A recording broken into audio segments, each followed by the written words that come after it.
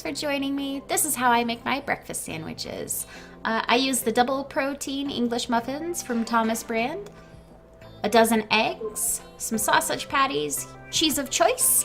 Mine is pepper jack, and some Reynolds single sheet foil sheets. So I start out by using my large griddle. It's already preheated, and I'm putting my little egg cups on there.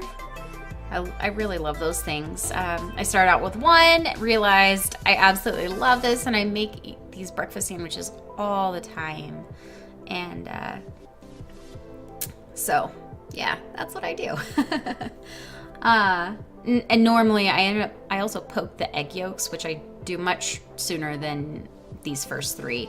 And I'm just putting the remainder of the pork sausage patties on there just to use them up, and the rest are going to be the turkey, since I want to compare them. And I just go through and I cook them all as I can. And you'll end up seeing at the very end of me cooking on the griddle that I accidentally goof up. I just made myself lunch. So thankfully I had some extra eggs, so that'll be something to keep an eye out for. Like, don't accidentally put two in one, because you can have a huge egg. Oh my goodness, and it'll take forever to cook. So something I noticed between the pork and the turkey sausage patties was that the pork ones initially start out with a lot more fat on them than the turkey ones do, which makes it a little bit more difficult to brown the turkey ones. But I noticed that I didn't really personally care. So, and I'm using my silicone spatula, or tongs, sorry, using my tongs to flip everything, and then I've got some plastic spatula to flip the eggs. So you want to protect your non-stick surfaces. So I'm doing my best. And I'm using some coconut oil spray to grease not just the non-stick surface, but also it is for the silicone molds. The first time I ever used the silicone molds, I noticed that you kind of need to grease them a little bit. And I really like this coconut spray, so first time I've ever used it. Very impressed so far. So when you're done cooking all of that stuff up, I'm just transferring it all to a plate. The sausages go on top of some paper towels that go on top of a plate, so that way it soaks up all any extra grease that, you know, it's just gonna make your sandwich kind of funky.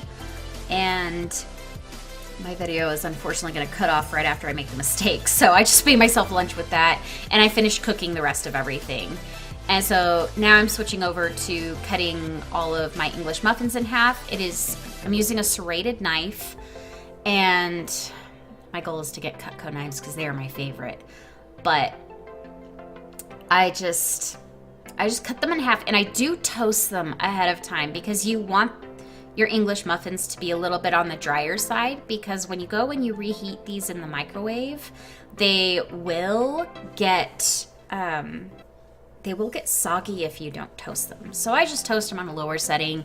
I don't make them super brown or toasty or anything. And then I have a bench scraper that I use to keep my island nice and clean and tidy.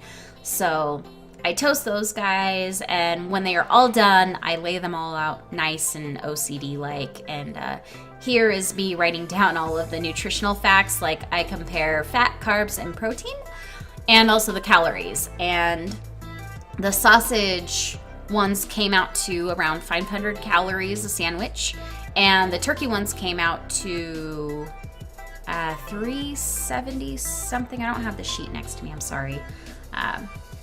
But yeah, I'm just going and comparing, and for me, nutrition-wise, the turkey ones would be better. And then for some reason, my camera did not record how I did all of that, so I just unwrapped one to show you.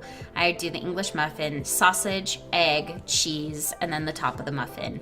I put it in the middle of the sheet, and I fold away from me, towards me.